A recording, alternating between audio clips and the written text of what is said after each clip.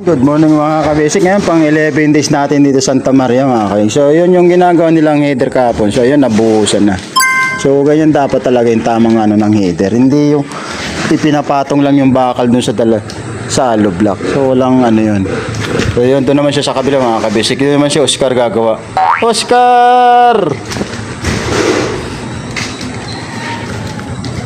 So bukas na yung makasintadaan mga kabisik. Kasi ngayon lang yan, nabuhusan niya yung umaga lang.